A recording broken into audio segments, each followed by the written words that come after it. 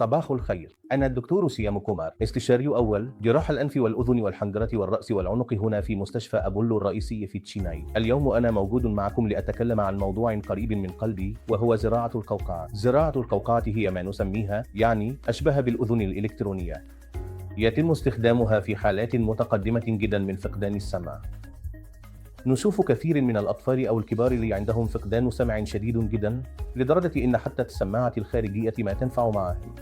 ففي مثل هذا الحالات الصعبة، خصوصا عند الأطفال اللي ممكن يتأثر عندهم تطور الكلام واللغة بشكل كبير وتتأثر حياتهم بشكل سلبي، زراعة القوقعة فعلا تقدر تغير حياة المريض هذا.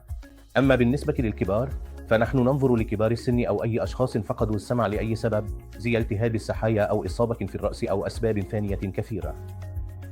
فلما يكون عندهم فقدان سمع من هذا النوع، اللي لازم يتسوى كثير من الأحيان هو إنه في مستشفيات كبيرة أو مستشفيات خاصة يتم فحص سمع المولود الجديد عشان يتأكدوا من سمع الطفل أول ما ينولد. هذا الشيء مهم جدا، وفي طرق مختلفة لعمل هذا الفحص. نعمل اختبار اسمه أوري، وفي اختبار ثاني اسمه باير.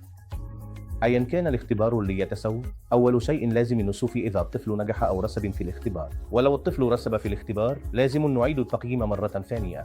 أحيانا في عوامل خطورة لازم ننتبه لها، خصوصا إذا كان الطفل مولود قبل وقته، أو وزنه قليل عند الولادة، أو إذا حصل له صفار يرقان بعد الولادة لفترة طويلة، أو إذا عملوا له تبديل دم، أو استخدموا له علاج بالضوء أو الفوت وثيرابي بسبب الصفار، أو إذا تحتاج رعاية فيال حضنة نيكيو. كل هذه تعتبر عوامل خطورة لفقدان السمع عند الطفل. وكمان إذا في تاريخ عائلي لفقدان السمع، لازم نسوي فحص سمع للطفل. فلما نعمل فحص السمع وإذا الطفل رسب، نعيد التقييم بعد 3 أو 6 أشهر، وبعدها نعمل تقييم شامل للسمع. ولو الطفل رسب في كل الاختبارات بشكل متكرر، نبدأ نبحث عن سبب فقدان السمع عنده. واحدة من الطرق لفهم المشكلة هي فحص بنية الأذن الداخلية والعصب السمعي والدماغ، ولهذا السبب نعمل أشعة مقطعية أو رنين مغناطيسي عشان نشوف إذا في مشاكل في البنية. فلو ما في مشاكل ثانية ولقينا إن البنية موجودة لكن مش شغالة بشكل صحيح، ومن خلال اختبارات السمع المختلفة نوصل لنتيجة إن زراعة القوقعة ممكن تساعد الطفل. فممكن نعملها في مرحلة مبكرة، خصوصا إذا كان الطفل عنده فقدان سمع شديد جدا.